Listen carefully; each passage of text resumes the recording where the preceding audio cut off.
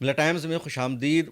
کسی بھی ملک کو بڑا بنانے میں، طاقتور بنانے میں اور دشمنوں کے حملے سے محفوظ رکھنے میں اس کے محل وقوع کا، اس کی جغرافی کا بھی بڑا اہم رول اور کردار ہوتا ہے۔ اور دنیا کی کئی بڑی بڑی سلطنت جو لمبے عرصے تک باقی رہی ہے تو اپنے محل وقوع کی وجہ سے، کیونکہ دشمن فوجیں وہاں تک نہیں پہنچ پاتی ہے۔ آج اگر امریکہ پوری دنیا پر حملے کرتا ہے، جہاں چاہتا ہے بم گرا دیتا ہے، جس ملک کے انٹرنل معاملے میں چاہتا ہے مداخلت کر دیتا ہے، تو اس کی بنیادی وجہ ہے امریکہ کا محل وقوع، اس کی جغرافیائی حیثیت۔ کیونکہ امریکہ پوری دنیا سے دور الگ تھلگ ایک کنارے میں موجود ہے۔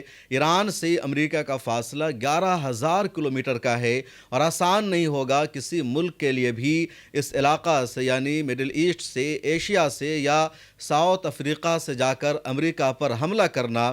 اور امریکہ نے آس پاس کے دیشوں کو پہلے سے ہی اپنے قبضے میں لے رکھا ہے، ان پر کنٹرول کر رکھا ہے، اور امریکہ جہاں چاہتا ہے حملہ کر دیتا ہے۔ امریکہ پر کسی کے لیے حملہ کرنا پوسیبل نہیں ہوتا، اور ان ملکوں میں امریکہ نے اپنی چودراہٹ قائم کرنے کے لیے اپنا فوجی اڈہ قائم کر رکھا ہے۔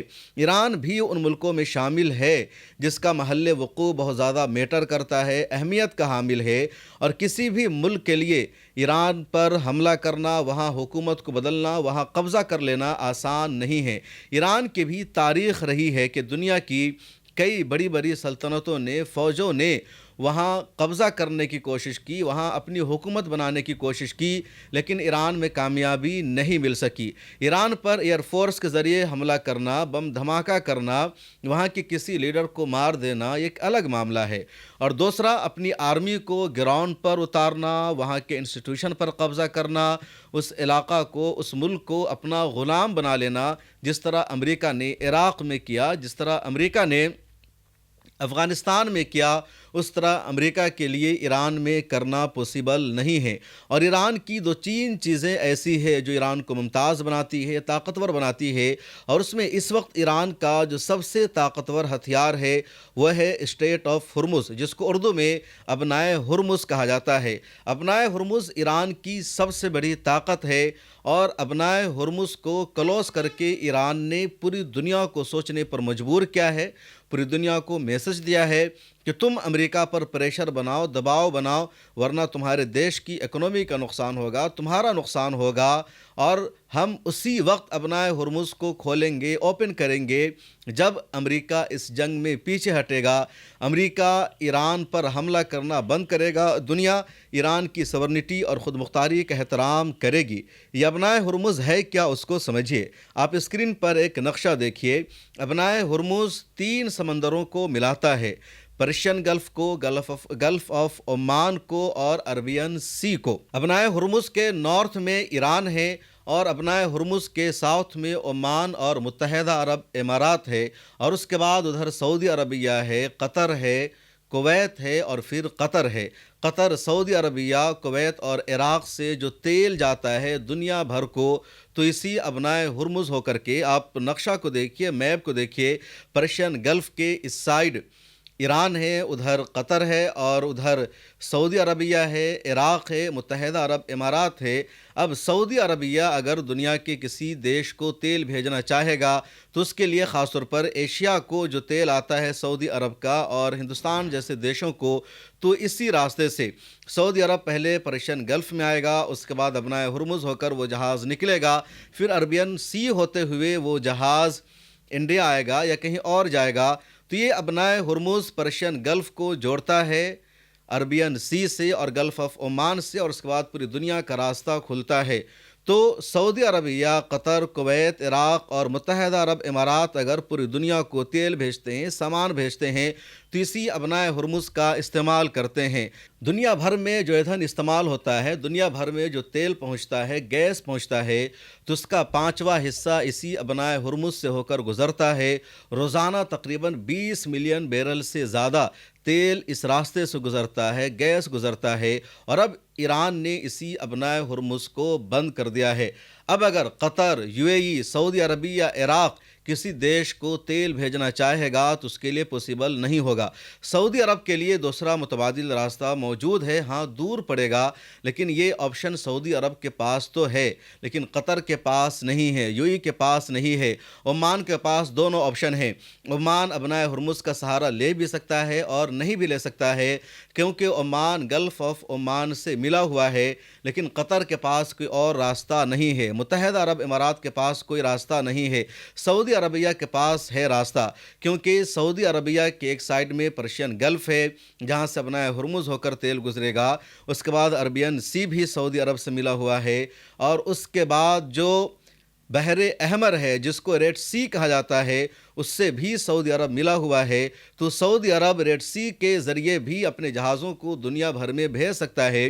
अलग बात है कि हिंदुस्तान और पाकिस्तान अगर सऊदी अरब का तेल आएगा तो रेड सी के ज़रिए आने की वजह से वो रास्ता काफ़ी लंबा हो जाएगा, ख़र्च ज़्यादा बढ़ेगा, एक्सपेंसेस ज़्यादा आएंगे और उसकी वजह से महंगाई बढ़ेगी। जैसे ही अपना हुर्मुज़ को ईरान ने बंद किया है, तेल की कीमत दुनिया भर में बढ़ने लगी है। उसके अलावा यूरोप के देशों में गैस की कीमत में 50% का इजाफा हो गया है, क्योंकि यूरोप के देशों को गैस की सप्लाई सबसे ज़्यादा कतर से होती है और कतर के रोज़ाना कई सारे जहाज़ इसी अपनाए हुर्मुज़ से होकर गुज़रते हैं। गैस लेकर के वो जहाज़ जाते हैं, पेट्रोल लेकर के जाते हैं, और ईरान ने इस रास्ते को बंद कर दिया है। रोज़ाना तकरीबन 70 जहाज़ अपनाए हुर्मुज़ से गुज़रते हैं और ये जहाज़ यूरोप के देशों में भी जाते हैं या एशिया की तरफ आते हैं, और अब ये रास्ता बंद पड़ा है और इस पूरे अपनाए हुर्मुज़ पर ईरान का ही कंट्रोल है। ईरान के अलावा गल्फ़ ऑफ ओमान का इस पर कंट्रोल नहीं है, यूएई का कंट्रोल नहीं है। और ईरान ने हमेशा धमकी दी है कि अगर अमेरिका ने या इजराइल ने लिमिट को क्रॉस किया, आलमी ताकतों ने अगर अमेरिका को ईरान पर हमला करने से नहीं रोका, तो ईरान जो अपना सबसे आखिरी कदम उठा सकता है वो यही कि वो अपनाए हुर्मुज़ को बंद कर देगा। और IRGC ने, पासदारान इनकलाब ने ऑफिशियली अपनाए हुर्मुज़ को बंद कर दिया है। अल अरबिया की रिपोर्ट आई है कि पिछले 2 दिनों में सिर्फ 2 जहाज़ों को गुजरने की इजाज़त मिली है, इसके अलावा जहाज़ अपनाए हुर्मुज़ से नहीं गुजर सके हैं। और अपनाए हुर्मुज़ में ईरान ने 4 अमरीकी जहाज़ों पर, 4 अमरीकी ऑयल टैंकर पर हमला कर दिया है। ओमान के भी एक ऑयल टैंकर पर हमला किया था ईरान ने। उसके अलावा यूके का एक ऑयल टैंकर था, उस पर भी ईरान ने हमला कर दिया और ईरान ने साफ कर दिया है कि अपनाए हुर्मुज़ बंद है, वहाँ पर हमारी नेवी मौजूद है, कोई भी मुल्क अपना जहाज़ वहाँ ना भेजे।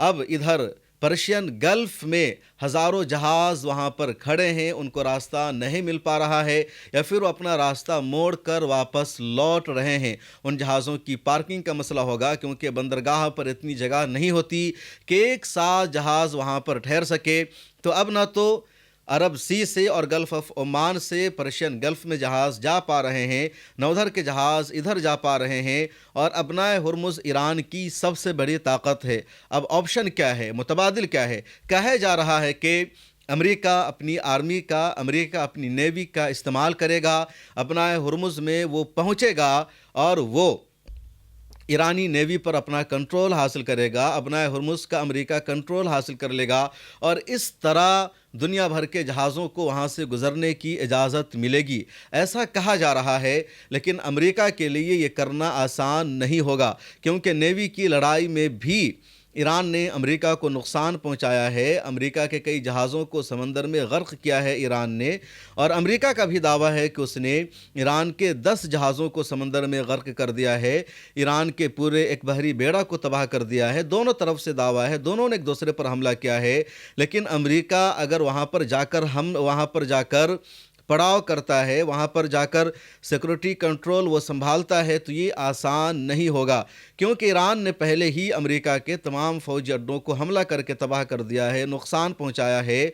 और यही वजह है कि अमेरिका ज़्यादा लंबे दिनों तक इस जंग को लेकर नहीं जा सकता, क्योंकि ये जो रास्ता बंद पड़ा है, अपना हुर्मुज़ को क्लोज़ कर दिया है ईरान ने, तो अब अरब देशों का, हिंदुस्तान का, पाकिस्तान का, चीन का, इन सब देशों का ईरान पर दबाव होगा कि आप इस रास्ता को खोलो, अपना हुर्मुज़ को बंद मत करो। और ईरान की तरफ से कहा जाएगा कि बंद میں نے اس وجہ سے کیا ہے کیونکہ میرے اوپر حملہ ہوا ہے، ہمارے لیڈر کو مارا گیا ہے، اور یہ ہمارا راستہ ہے، یہ ہماری جگہ ہے، ہم چاہیں تو بند کر دے۔ تم ہوتے کون ہو ہمیں دھمکی دینے والے؟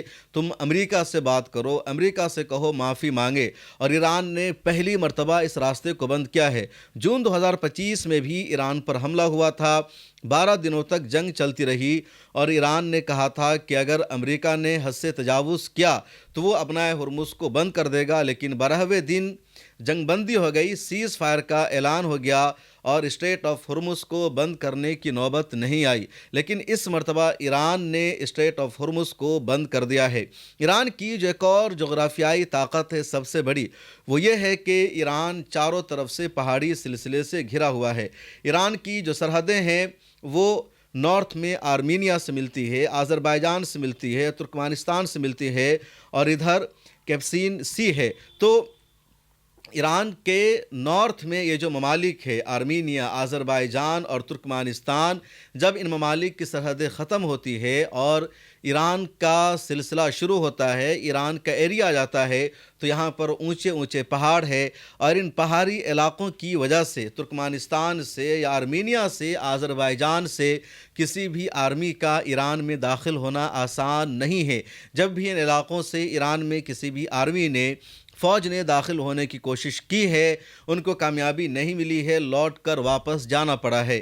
ایران کا جو ویسٹ ہے، اس کے ویسٹ میں عراق ہے، اور اس کے بعد ترکی کی سرحد بھی ایران سے ملی ہوئی ہے۔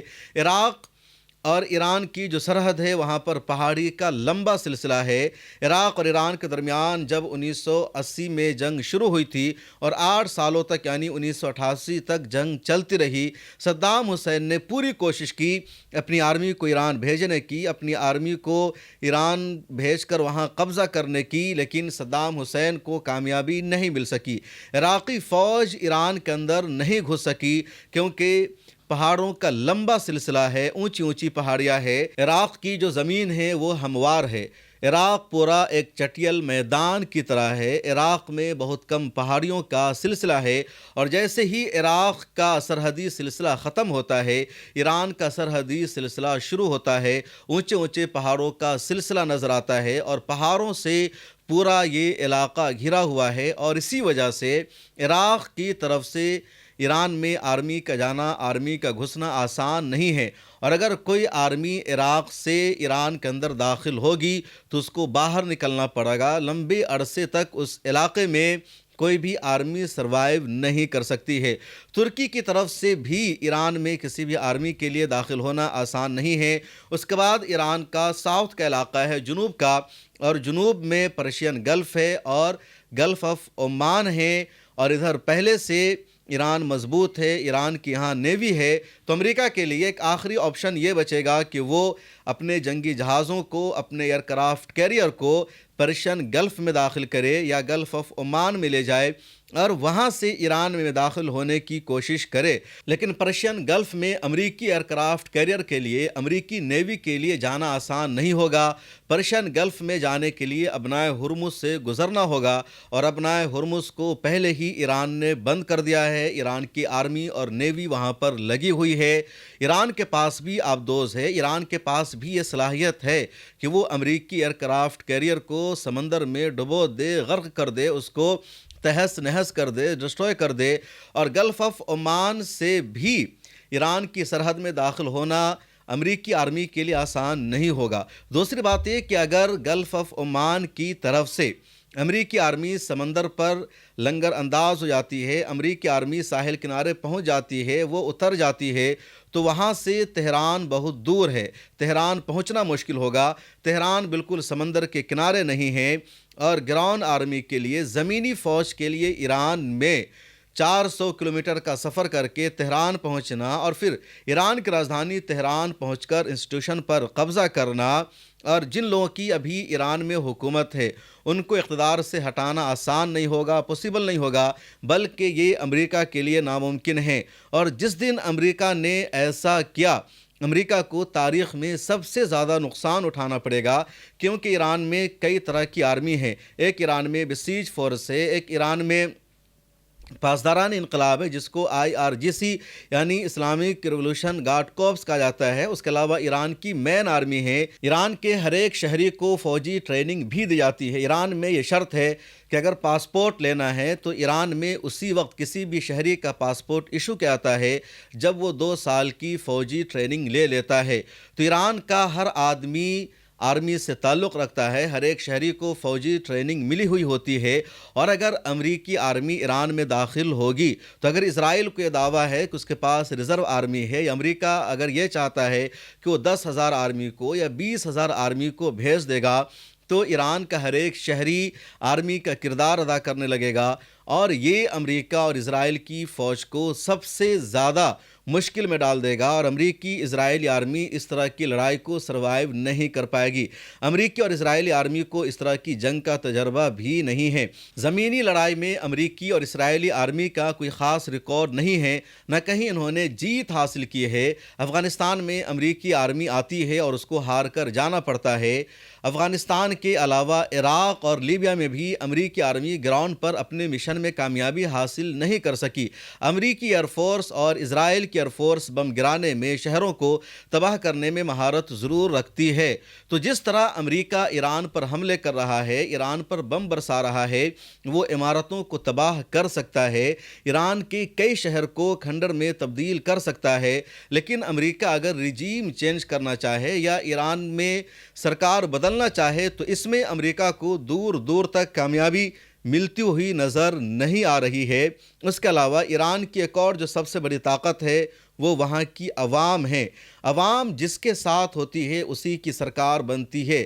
اگر امریکہ نے ٹاپ لیڈرشپ کو، اہم ترین رہنما کو مار دیا ہے تو جو دوسرے لیئر کی قیادت ہے یا جو اس سے نیچے کے لوگ ہیں وہ اقتدار سنبھالیں گے، لیکن جو آئیڈیالوجی ہے، جو فکر ہے وہ باقی رہے گی. اس کو امریکہ حملہ کر کے ختم نہیں کر سکتا ہے. اور امریکہ جس آئیڈیالوجی کے لوگوں کو وہاں اقتدار میں لانا چاہتا ہے اس کے لوگ ابھی نظر نہیں آ رہے ہیں. اور یہی وجہ ہے کہ اب امریکہ کو احساس ہو گیا ہے کہ رجیم چینج کرنا اب بھی ایران میں پوسیبل نہیں ہے، کیونکہ اب روزانہ وہاں کے عوام سڑکوں پر رات میں نکلتی ہے، احتجاج کرتی ہے، پروٹیسٹ کرتی ہے، اسلامی انقلاب کا ساتھ دیتی ہے. اور امریکہ نظام تبدیل کر کے کس کو وہاں اقتدار میں لائے گا؟ ایران کا نیا نظام کیسا ہوگا؟ امریکہ کے پاس اس کا کوئی خاکہ نہیں ہے، کوئی بلو پرنٹ نہیں ہے. رضا پہلوی کے بارے میں کبھی ٹرمپ کا بیان آتا ہے کہ اس کو اقتدار سونپا جائے گا، کبھی ٹرمپ کا یہ بیان آ جاتا ہے کہ رضا پہلوی مقبول لیڈر نہیں ہے، ایران میں اس کی کوئی ویلو نہیں ہے. ایران کا اگلا لیڈر اس کو بنایا جا سکتا ہے جو عوام میں مقبول ہوگا، جس کی عوام میں پکڑ ہوگی. اور اس وقت امریکہ کے پاس ایسا کوئی شخص نہیں ہے جس کی ایران میں پکڑ ہو، جو ایران میں مقبول لیڈر ہو. اور اسی لیے ایران میں حکومت بدلنے کا امریکہ کا جو ایجنڈا ہے وہ پورا نہیں ہو سکتا. ایران کی طرف سے بار بار کہا جا رہا ہے کہ انہوں نے لمبی لڑائی کی، لمبی جنگ کی تیاری کر رکھی ہے. اور پہلی مرتبہ یہ بھی دیکھا گیا کہ امریکہ جیسا سپر پاور بے بس ہے. امریکہ کہتا ہے اپنے تمام شہریوں سے جو مڈل ایسٹ میں ہیں کہ آپ اپنی ذمہ داری پر امریکہ پہنچو، آپ کی زندگی خطرے میں ہے، آپ پر حملہ ہو سکتا ہے اور ہم آپ کو ریسکیو کرنے میں، وہاں سے نکالنے میں ناکام ہیں، بے بس ہیں. آپ خود وہاں سے نکلنے کی کوشش کیجئے. اسرائیل میں موجود امریکیوں سے بھی یہی کہا گیا، اور یہ بات اسرائیل میں امریکی سفیر بھی کہتا ہے اور امریکی صدر کو بھی یہی کہنا پڑتا ہے. اس کے بعد جس طرح مڈل ایسٹ میں تمام امریکی ایسٹس پر، اڈوں پر یا ایمبیسیز پر ایران نے حملہ کیا، یہ تاریخ میں پہلی مرتبہ ہوا. ابراہم لنکن پر ایران نے حملہ کر دیا، اور اب ابنائے ہرمز بند ہو جانے کے بعد امریکہ پر یقیناً دنیا بھر کا پریشر بنے گا، دباؤ بنے گا. آج اگر نہیں دباؤ پڑ رہا ہے تو کل دباؤ پڑے گا، لیکن یہ پڑنا یقینی ہے. اس کے علاوہ عرب ممالک کی مشکلات جس طرح بڑھنے لگی ہے، وہاں تمام تجارتی مراکز، تمام ایکٹیویٹیز بند ہے، تو ان دیشوں کو بھی دباؤ بنانا پڑے گا امریکہ پر، اور آج نہیں تو کل امریکہ کو پیچھے ہٹنا پڑے گا. اس لیے ایران کی شکست ہو جائے گی یا ایران میں رجیم چینج ہو جائے گی، اس کے آثار تو فی الحال نظر نہیں آ رہے ہیں. اس ویڈیو میں اتنا ہی. مجھے دیجیے اجازت. آپ اپنی رائے ضرور لکھیے. اللہ حافظ. موجودہ حالات میں میڈیا ہماری سب سے اہم ضرورت ہے، اور ملت ٹائمز اس ضرورت کو، اس کمی کو پورا کرنے کی کوشش کوشش کر رہا ہے اور آپ نے ہمیشہ ملت ٹائمز کو آگے بڑھانے کے لیے ہمیں سپورٹ کیا ہے. آپ سے گزارش ہے اس سال بھی ماہ مبارک میں ہمیں سپورٹ کیجیے. اگر آپ میں سے کچھ لوگوں نے بھی سالانہ صرف 1000 روپے ملت ٹائمز کو اس رمضان میں ممبرشپ کی فیس کے طور پر دے دیا تو ملت ٹائمز کا نظام آسانی سے چلتا رہے گا.